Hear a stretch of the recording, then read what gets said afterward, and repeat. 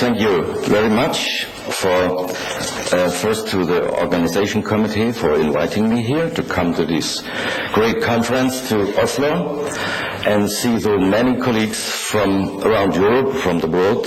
There are colleagues here from Africa. I'm very glad to meet those experienced colleagues in the field of outreach work.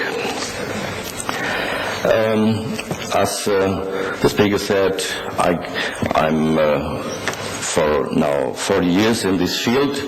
In different roles, I've been working I'm a social worker, street worker, social pedagogue. I've been working for about 17 years in the streets, mainly in Stuttgart, in different suburbs, and then I changed the role. I went to university, giving lectures. Then we put up research programs on the field of street work, mobile youth work, as we mainly call it in Germany. And since the 90s, I became a professorship there. I'm still teaching and training social workers at the University of Tübingen. And the last 10 years, especially since the political changes in the eastern part of Europe, we are very much asked from colleagues from Eastern European countries, from Russia, Ukraine, Georgia, Baltic states, Bulgaria, Czech Republic, Slovakia, Hungary, and so on, to support them, because, as you know, social work, youth work as a profession is new there. They need support from Western colleagues, and our organization, I'm talking about later a little bit, ISMO, International Society for Mobile Youth Work, is sending or supporting colleagues, and we try to finance this by UNICEF, Bread for the World, and a German social lottery, Aktion Mensch called, because you need money for that. Here I also have to greet you on behalf of the German Association for Street Workers and Mobile Youth Workers. ISMO, I'm the chair of ISMO too, is a founding member of this German association, which was founded in 1997. So let me have a short look in the program, which we experienced now the last 3 days. I think this was very interesting for me too, when we started out with the history of outreach work. We went back to Socrates, to Athens, listened to the experience there, and we heard about the YMCA, and others have different opinions. Who was the first street worker? Some Christians say it was Jesus Christ. He went out to the abandoned, to the excluded population in Jerusalem and other places. Okay, my position here is more, it's more interesting for us here, I think. That's why the conference took place here. The professional point, we heard a lot about that. So I heard also this very interesting lecture about the value basis of street work, of outreach work, and what kind of values are represented when we meet them in the streets. And of course, I was very much impressed when I could not go to all workshops, but when you see in the program, there are many different target groups which were on the agenda here on this program. And this brings me, as a guest here, grateful guest here, to ask you all, as the participants, to give the organization committee and the coordinator a very full thank you with a good hand clapping.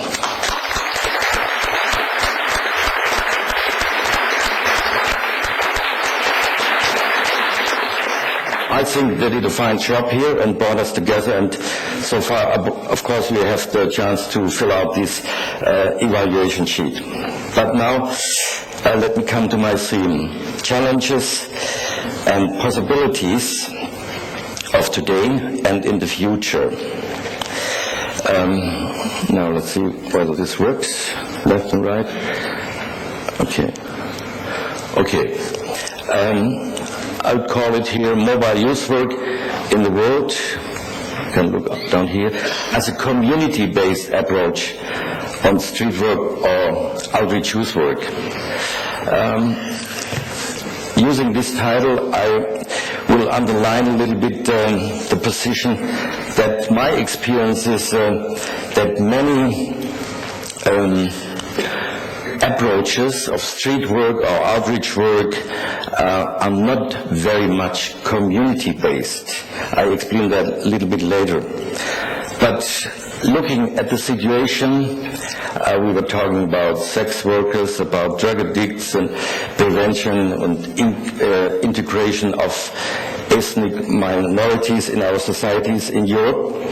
But what, according to my opinion, are the main challenges in Europe, or let's say in the world, which I think street workers, outreach workers should take in consideration when they put up a project or an approach. And let me go across the ocean.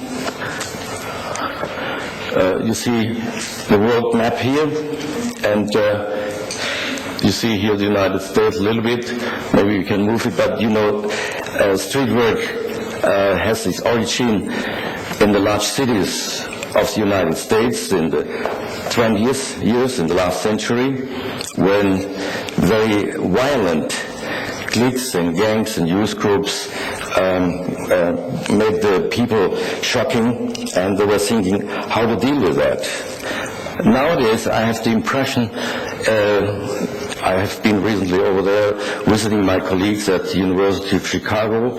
That's the center actually of research done in outreach work and street work.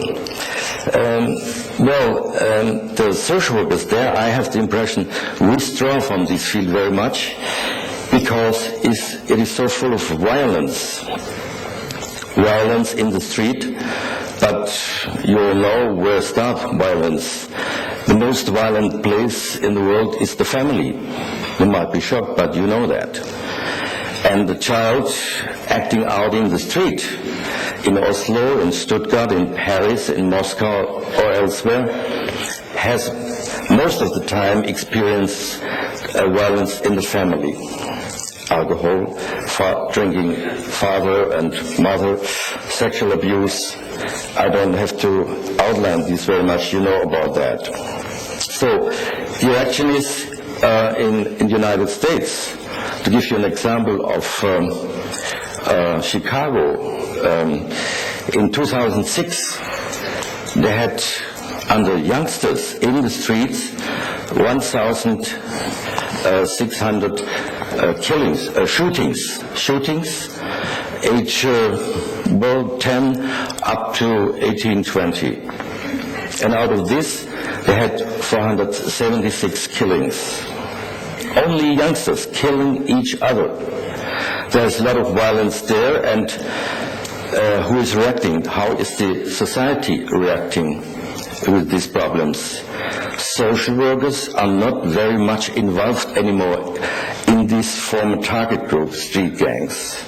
They withdrew more in middle-class oriented approaches, in therapeutical, in counseling, in dealing with not so dangerous target groups, with ethnic minorities, but not in this lethal area. It's full of bullets. It's dangerous for them. So police takes place, took over, and and if you ask social workers and the public policy about the impact of social work on these target groups, some say very disappointing, nothing works. Outreach work failed, and we have to bring in policemen. But to analyze this, it's not my point. I just want to tell you, violence is one of the biggest challenges we also have in Europe. We have to deal with as outreach workers. Look to France, to Germany, to England, these highly populated areas, countries with 20, 40, 50, 60, 80 million inhabitants. In Germany we have a lot of problems with violence. And 2-3 years ago, we were very much in fear that this unrest, this revolts in the streets of Paris, Lyon, Marseille, and other French cities will come to Germany. And the government was thinking, what are we doing?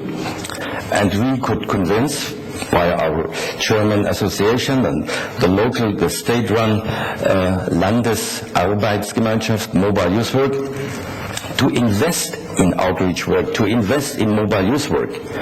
We had a little progress because we could prove outreach workers, street workers are really on this target group.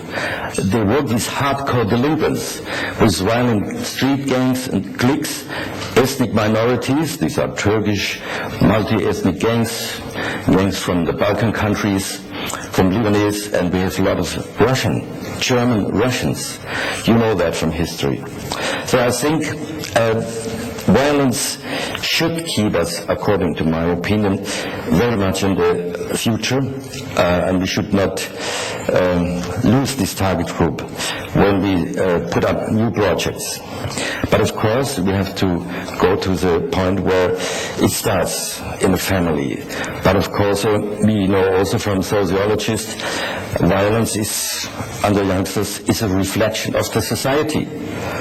And more and more, also in Germany, there's a tendency, if the police is not effective anymore, to hire private security services.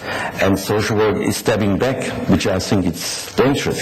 But we should not give up this area, because we know there are not fulfilled needs of youngsters, girls and boys. And if you look also to other groups in Europe, like multi-ethnic street gangs, we have a problem in Europe of migration. We don't want to have Europe as a stronghold with strong borders, but we have to fulfill this task of integrating such people who come to us, for what reason ever. We have punks, we have skinheads. In Europe, I think there's a big problem of right-wing oriented youth, extremistic oriented youth. They're also very violent. And of course, what was the theme here on this conference very much, drug consumer, drug addiction, illegal drugs, but the biggest drug is still alcohol. And football, hooliganism, is also a big problem in Europe. And especially, as I mentioned already, these ethnic minority groups. And this is Europe. So here is now what I'm pointing out. I'm talking about professional help of youth workers and social workers for children and youth at risk in general, or as the origin group when it started in the 20th last century, street children and youth gangs in our cities and towns. In Germany, right now, it's a big problem, alcoholism in the street. Our mobile youth workers in Stuttgart form new teams going on the weekend, Friday, Saturday night in the center of the city, trying to get in touch with such kids. But when you read this sentence, saufen bis der Arzt kommt, that means drinking, coma drinking, until the doctor comes. So this magazine, the Stern, you might know, the journalists, they didn't write drinking until the outreach worker comes. They think this is a health problem. They don't see drinking is a social problem. I don't have to tell you that. So the expectation of the public is more medical, health-oriented, which is not bad. You need medical health. But the reason why they are drinking, the reason we have to find out. And that is our daily problem in the streets from Oslo or Stuttgart. Okay, what is a street child? I follow here a definition given by the Council of Europe already in '94. Street children are children under 18 who for shorter or longer period live in the street milieu. They have their peer groups and contacts in the street. Officially, they may have as their addresses their parents' home, or an institution of social welfare. This, for instance, is a big problem for our colleagues in Russia. Street children, they have hundreds of thousands there, are not registered. They have no identity. And street workers fight with the local administration very big to get these children, when they try to help them, when they got a reliable contact to them, to give them an identity. So being registered somewhere, being an inhabitant of a city or country is in countries in Eastern Europe very difficult. But the third one, I think, is very important, most significant. They have very few or no contacts with those adults, parents, school, teachers, child welfare institutions, social services, with a duty towards them, those who are responsible for these children at risk. I think that's why I think this definition is very helpful for us as youth workers and street workers in Europe. By the way, this definition was created by the Danish team in Copenhagen, and the Council of Europe took it over already in the 90s. So you see here a street group in a bunker in a Russian city. Street worker tries to get in touch with them. They have big problems in wintertime when it's cold to survive. Then they go underground in the heating pipes to survive. Now, talking about the history of mobile youth work, I mentioned it already. It goes back to street work approaches in the United States of the 20s, the last century. And target groups for social workers were delinquent and violent acting street gangs, street children in large cities.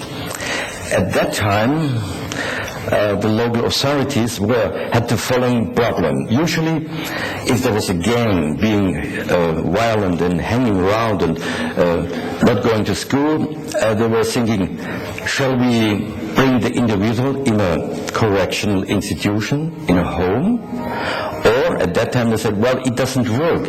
They found out this education in total institution is sometimes a start for a following stay in a prison. So education in such homes at that time had very much critics. We had this discussion also in Germany in the 60s, when we said we have to dissolve all these large homes, open these areas or these special places. Okay, and then they had the idea, why don't we try to change, to influence a street group, a peer group, a clique or a gang at the street corner, in the block, in the city, in the neighborhood, in the quarter. And this was then the approach, which is a term you probably also know, street corner group or street corner group work, street work. So the idea was to change the whole group. And then social scientists at that time from the Chicago School, Burgess, Sean McKay, famous authors in social science there, that we have also to look in the whole area. If there is a density of problems with families, with cliques and violence, criminality, we cannot solve this problem only if we provide individual counseling and help and therapy. We have to think about the structure, about the social infrastructure of the community. How can we mobilize the community, the parents, the neighbors, the businessmen, all those who are actually responsible for their own kids? This is why I emphasize so much community-based outreach work. Not just thinking we are social workers, we are the greatest, we know what they need and we can solve the problem individually. It does not work. This is a very short approach. Okay, today I would say mobile youth work, the concept is a highly developed professional concept of social work and love for street children. In Stuttgart, we have a team of social workers working for many years with street children or with street gangs or cliques, not very highly organized, loosely structured street groups, but very violent and hanging around, making a lot of problems, keeping the police very much busy. They said, if we really want to get in touch then, and we had a fine speech yesterday, I guess, that the basis of our work is trust on both sides. And sometimes to reach trust is a hard fight for an outreach worker. It's something you don't get presented. You have to work hard for them. And I would say, as much as a street group is very much under investigation of the police, sometimes they're also very reluctant, suspicious, even hostile to outreach workers. And to overcome this hostility or this suspiciousness of the street group takes a lot of time sometimes. You have to work hard. It's not like, I like this example of the doctor. You trust the doctor when he says to you, take off the clothes. And we trust him, we do that. But if he as a street worker go in the streets through a suspicious group, we have to work hard to get the trust. Okay, and they made a film, and they said, the title of the film is, You Have to Love Them. And the children, the youth, they know, are you really interested in them? And I'm saying here with this last sentence, we have to do it on a professional basis. We have to make sure that we care for them, we are interested in their life, and they feel whether you take it serious or not, whether you just do your job, or and they prove you and they test you. You have a lot of experience. I should not stay too long on that. Okay, here you see again some states of the United States. In Chicago, here it's Chicago, this was the area where all these efforts of the Chicago School, Burgess, Sean McKay, Cobrin, Spurgeon started, and I can tell you, I glanced through this very fine brochure which came out yesterday, but the literature and the research done on this field is filling bibliographies and shelves of lots of bibliotheques in the world. So we should take in consideration what is already on the base where we can start on. So that means theoretically based outreach work is very important. Now you see some cliques or gangs from the 50s. This is a Puerto Rican gang, and they're hanging around unemployed, having a high delinquency record, and rumbles, that means fights, real fights, wars against other gangs in their turf is a very often practiced activity. You see here the swastik, and they're called the Savage Skulls, die Totenschädel. Youth gangs, even especially when they're violent, like to have symbols of power. Recently I have been in St. Petersburg. This is a city which had to suffer a lot by the German army, by the Nazi army, the Wehrmacht and the SS. And Hitler's plan was to wipe out by hunger this city, and 700,000 human beings died by hunger. And then I went through the streets, and what did I see on the wall? Graffiti. I saw swastiks done by Russian youngsters today. And I went to the street vendors and asked him, how come in this city that youth from today are putting up swastiks and SS signs on the walls? And I got in touch with them, and they told me they don't know about their own history. It's forgotten. It's 3 generations ago. But their idea is these Nazis were powerful, they were cruel, they were brutal, they did not take care for any human rights. And as excluded, as not belonging to the society of Russia today, they go to extremistic-oriented groups, and they are chasing hip-hoppers and rappers, and they have killings. And they think we are strong, and they identify with such symbols. This is true also in other cities in the world. Here you see another gang. I visited in the Bronx in New York. They're called Savage Nomads from New York. they have a high rate of uninvestigated killings. And they ask me, you come from Europe, do you have also gangs in Europe? Well, in a way we have also gangs, but not so highly armed and organized like yours in the United States. Okay, next question was, do they have weapons? Well, they have knives and nunchakus and chains and other weapons for fighting, but no armed weapons, fire weapons. They were very happy to hear that they are greater because they are more powerful than those European poor gangs. They are not a competition for us. So, here another gang, also from New York. And this is a typical Puerto Rican gang, also from the Bronx. And you see here, here at the corner, that's the stomach of my colleague. It's a street worker. You see him later on. And the impression was he's not a trained social worker, youth worker anymore, because to help youth gangs, violent gangs, you have to be a lawyer, because their possibilities to support these gangs, it's when they go to court, when they have problems with victims, with what they did, the damage they did. Okay, let's go on. 2008, I would say we have two approaches of mobile youth work or street work or outreach work. First approach is more or less social area oriented or community based and takes place in living quarters.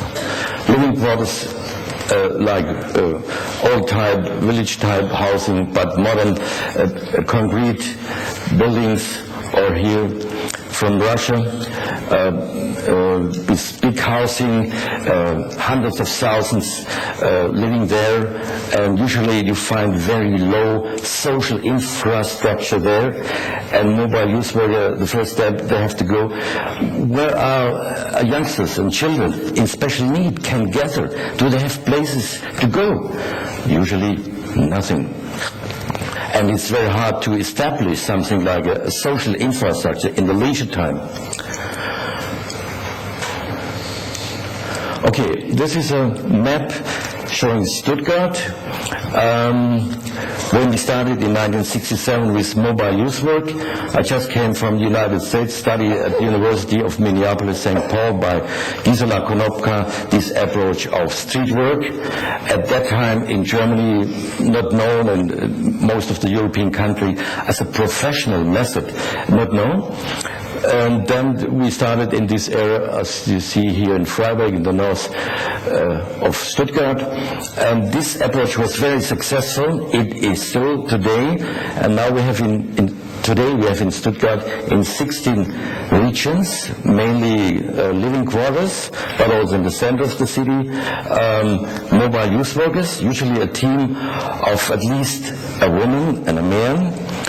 Gender aspect is very important, and they try to get in touch with the target groups. So, the second approach of mobile youth work, I learned from the Norwegian colleagues, the word brandschlucker. I hope I wrote it right.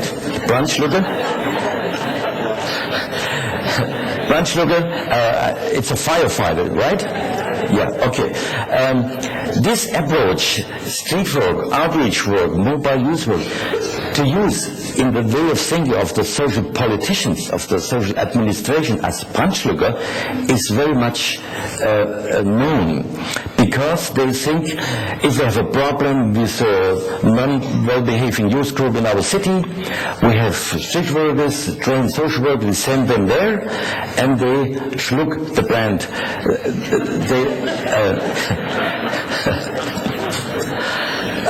We have that also in Germany. And politicians want to save money.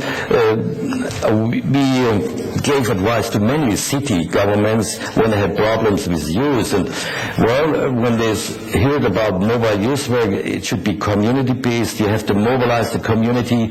You have to bring together all the social service activities on a round table that have one concept, one strategy. They think, well, it's maybe too expensive. Let's have street workers, outreach workers, which we can send as mobile teams in a city, in a suburb where there is a brand, where there is fire.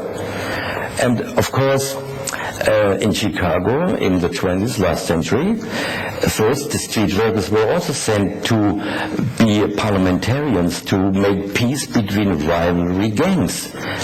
And today it is still an approach also in Stuttgart. But I am saying this is not enough. This is not enough on the basis, on the causes. Why are they violent? Why are they drinking? And so on. Okay. Focused on certain areas or places of several quarters like city centers, downtown areas, parks, railway stations, sports stadiums, underground transportation, drug scenes and others. Or they are concentrated in action places of youngsters and gangs. Sometimes the youngsters are very fancy and have other places where they have their activities. Or the target groups oriented like towards punks or skinheads, hooligans, drug consumers, violent gangs, sex workers, excluded ethnic youth groups, street children. This is the approach I think worldwide is spreading much, because for those who have to finance it, have to be politically responsible, it's the easiest way. They have these mobile teams, these outreach workers sending to schluck the band. Okay, difficult circumstances for street children. You know that, just a line of terms, poverty and hunger, especially also in very few European countries, but mainly in Africa. School dropout, unemployment, broken home, violence in the family, homelessness, imprisonment, drug addiction, health problems, HIV and venereal disease. This is a picture from our colleague from Uganda. Hunger is a big problem. First, before you can make leisure time activities with a youth group, you have to fulfill basic needs. Hunger, clothing, warmness. This is a project in Kigali from our partner Bread for the World in Stuttgart. Look in these faces of these children. There's not much hope in it. They are chased, and now at the present time we have a project and a colleague in Kisumu in Kenya. This sort of more or less civil war they have, fighting the tribes each other is very, very bad. But at that time, the street workers, the mobile youth workers in Kisumu try also to make peace between fighting tribes. And they, in the past, killed each other because the political party leaders had fights with each other.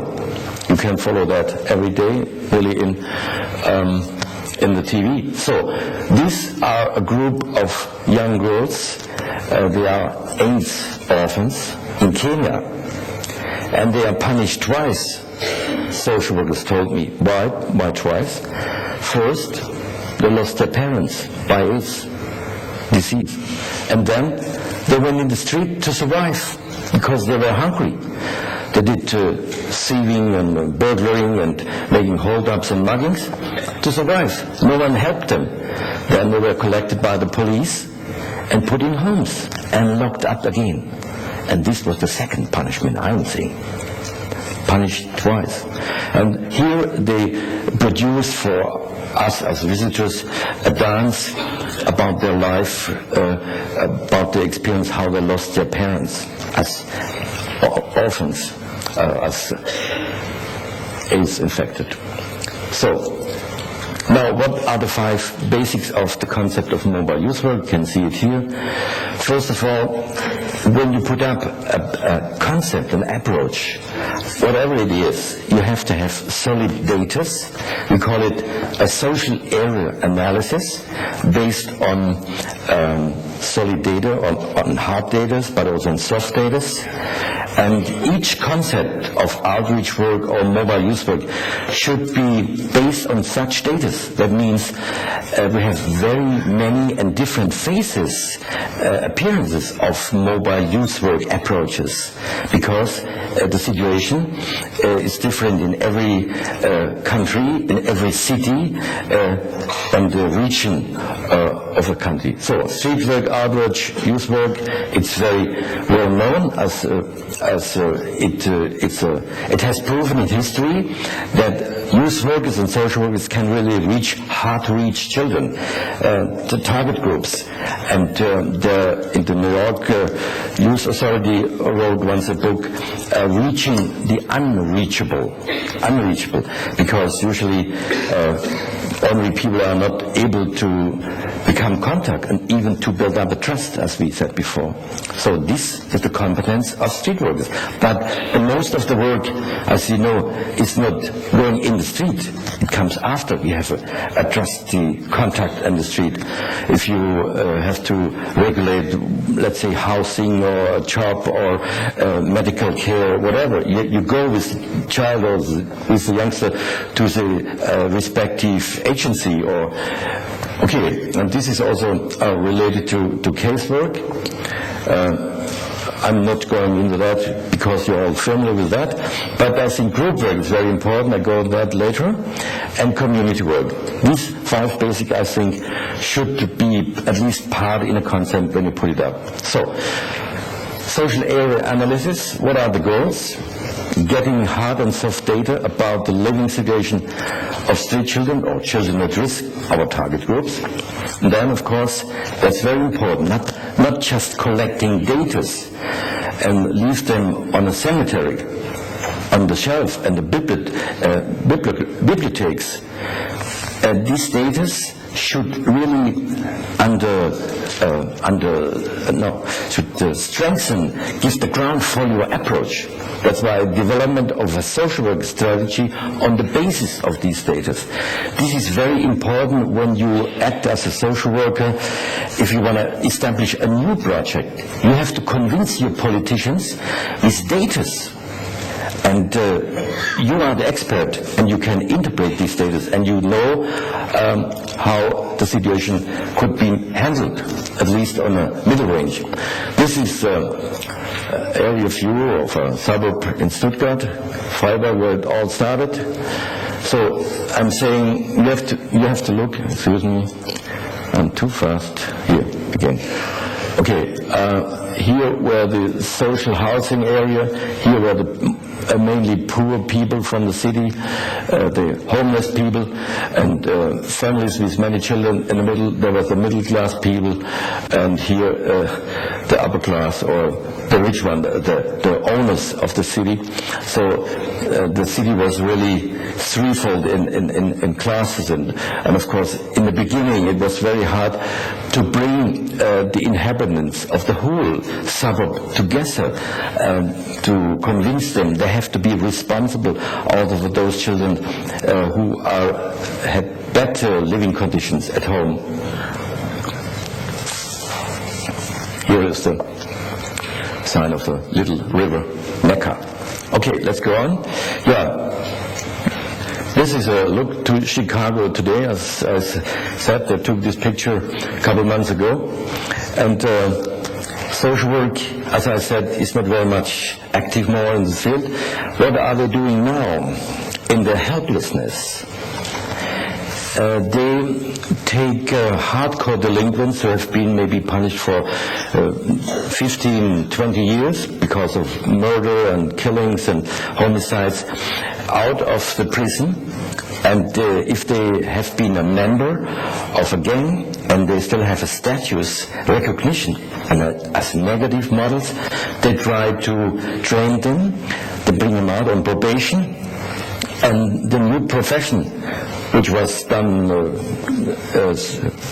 decades ago by social workers, they call themselves now violence interrupters. because they have influence in these violent gangs, and they have respect and they are accepted, and they try to stop them. But they say, we are not working together with the police, nor with the social services. They brought us where we are. So this is a very, it's not a combined approach, but of course, and the name is typical. They call the name, the organization has the name Ceasefire, to stop the violence. You know, in the United States, in the last 25 years, they had killings in their own country, over 800,000. More killings, more deaths than the United States had in all wars since World War I, World War II, Korean War, Vietnam War, and Iraq War. I don't know how many there were, maybe 30 or 40,000, but they have 800,000 killings in their own country. And the problem is, social workers are not speaking up. It's not a sin, because it's mainly a problem of non-whites. And the population in the prisons is, as Taylor says, to 99% a problem of non-whites. So this might give you some ideas. This is United States today. Okay, let's go back to Europe. This is in Bulgaria, in a Roma settlement, a community. Street workers go there and try to talk with neighbors about youth problems, especially why are the parents, the clan, the family is not supporting the child to go to school. They think it's not important. Why school? So it's hard work there. Roma work is, as you know, a big problem also for European Commission. Here we are out to street workers and try to talk to a family. This child is not going to school. She would be willing to go, but the parent says, why? Okay. Another look back, it impressed me very much. In Atlanta, you see the technical engineering power of the United States. As you know, I'm talking about violence. The United States have $853 billion in weaponry. Quite a bit of it could be helpful for street workers, for outreach workers, but they are not investing that anymore. They're investing in police, in security, in video cameras, as we heard the other day, also in your country, also in Germany. This is a way of defensible space. There is no offensive. We are not talking with the people. We are not giving responsibility to solve the problems socially. We are on stepping back. Okay, street work, I don't have to explain to you different terms, you know, street corner work, gang work, youth work, outreach work, detached youth work, field work. Again, some gangs. Here you see my colleague, Ralph Popkin from New York. He's a lawyer. He is very trustworthy, and he was my life insurance, because these gang areas are so-called no-go areas for white men. And he introduced me mainly to the gang leader, and then he said, oh, okay, this fellow is okay, he's from Germany or from Europe. Here's Ralph again. It's a Puerto Rican gang. Here you see him again. This is the gang leader, very influential. All boys are unemployed, a lot of time hanging around, and they try to have private, non-governmental organization activities to keep these boys and girls busy, leisure time activities. Casework, I also have to explain to you. The basics are trust between youth and social worker, of course, voluntariness, advocacy.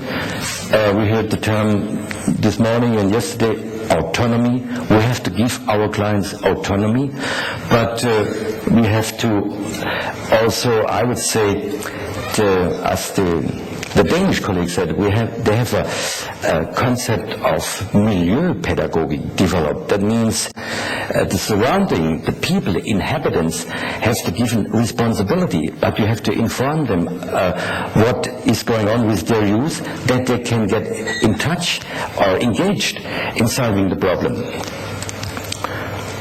This is now a Russian mobile school in St. Petersburg, individual help.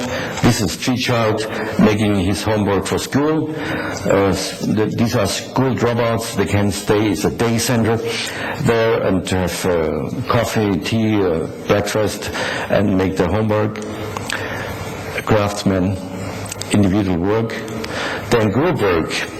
I think this is one of the basics of the concept of mobile youth work, because we know violence we know since decades out of sociological, criminological studies is to 75, 80, 85% a matter of, is a group phenomenon, social, psychologically speaking. Individuals are not so much acting out, but the group are steering up the tension in a group and the fights. Cliques and gangs as a compensation for the weak or missing family, which is in the public not very popular if they say that the gang has a function. The children, the youth at risk, they form cliques and groups because the family doesn't work, gives not recognition. But the group gives status, recognition, respect. I can find out who I am, and sometimes the group gives also care and love. Very basic needs for human beings, for everybody of us. And but of course, usually, here when I said advocating for group work against the global dominating tendency to individuate counsel and therapeutic concept, that means, as I put it here in the last term, turning against the denunciation of juvenile cliques and groups, because they are considered bad. Police all over the world is trying to weaken, to split gangs and groups. And sometimes, I have to regret that, but it is true, social workers are also in fear of groups and cliques or gangs. They are more powerful, but they are satisfying basic needs which are not satisfied in other places, nor in school, nor in the family, nor in the job place, if they have one. So we try to see what is the good position and use these function on a positive way for the well-being of the individual. Yeah, this is a clique also from Russian, girls clique. Here this motorcycle gang. Again, these savage nomads from New York, you saw them already. This is a group also from Russia. They just came out of a home and somewhere in prison. Social workers brought them out because they talked to the judge and they have a pedagogical alternative instead of having them in prison.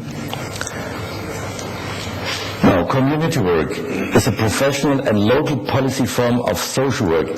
It creates social capital, which is very important, supports integration and prevents exclusion.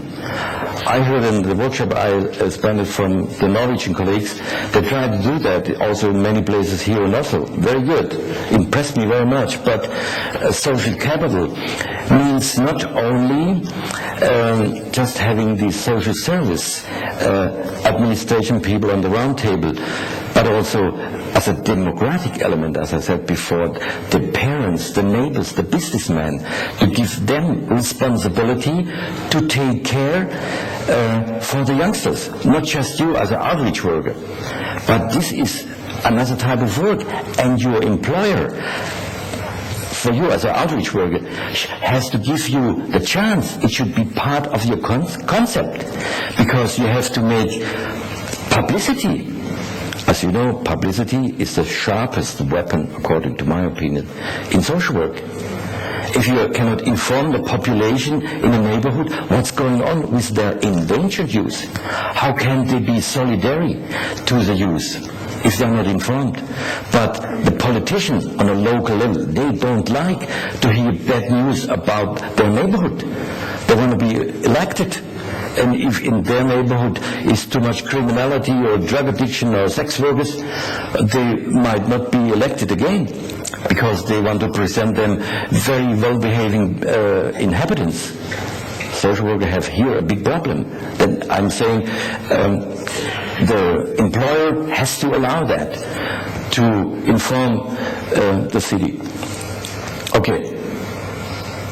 Schulen for Africa. This is again from our colleagues from Kenya. I come to an end. I guess time runs out. I said before, I'm also the chair of the International Society for Mobile Youth Work. You can find more about our organization on the website www.ISMO online. What is the goal of ISMO? As I said before, we had already 8 international symposiums since 1982. We're trying to organize the outreach worker, street worker worldwide.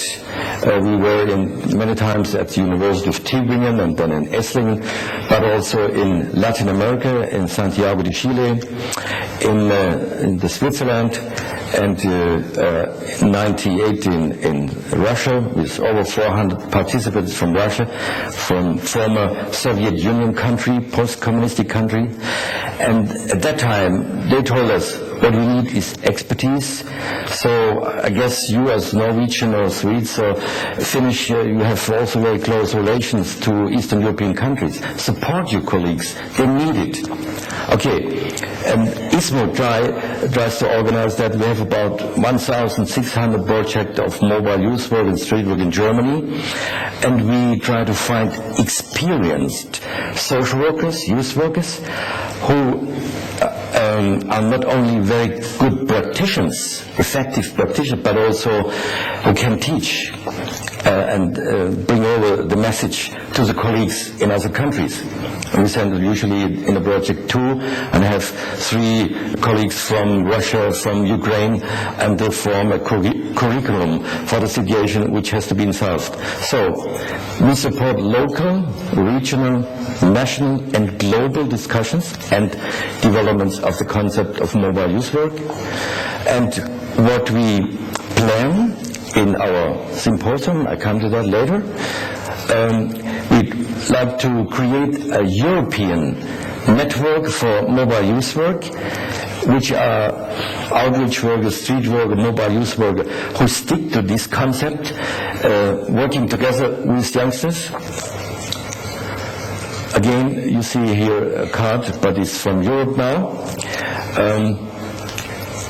In these countries, in Czech Republic, Slovakia, Hungary, Bulgaria, in Ukraine, in Russia, we were in 8 or 7 cities, even in Siberian cities, Irkutsk, Krasnoyarsk, Novosibirsk, Chelyabinsk, but also in St. Petersburg, Moscow, and Smolensk, in the European part of Russia.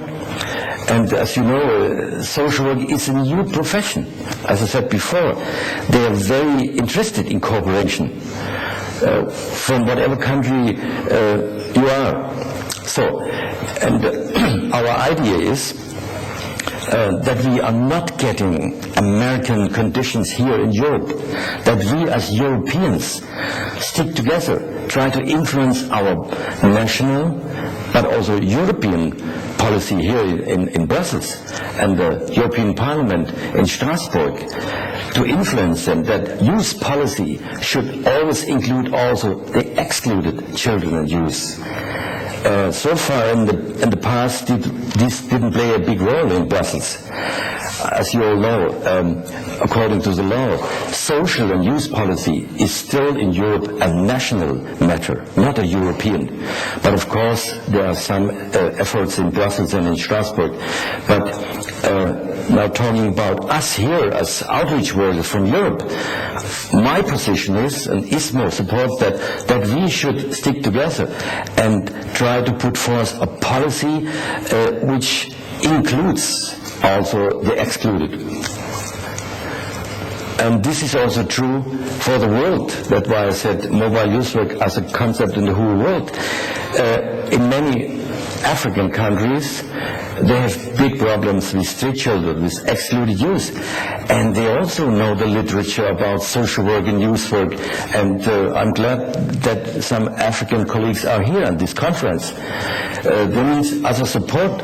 And we have contact, as I said before, to Kenyan colleagues, to Tanzania, Rwanda, and Uganda. They try to form an East African network for mobile youth work because they think these European concepts are also helpful for us in Africa. The same could be true also for Latin Americans. As you know, UNICEF talks about 100 million street children and about 40 million alone in Latin American countries and the other 20 in Africa and in Asian countries. Europe has not that much, but we have other problems. Okay, ISMO, this is now, I come to the end, information for you. As I said, we plan in September the 9th International Symposium on Mobile Youth Work. And if you are interested, please be welcome. Go on this website and you can fill out a statement of interest. The link is Symposium 2008. I will conclude with my personal vision. I think this vision could be generalized,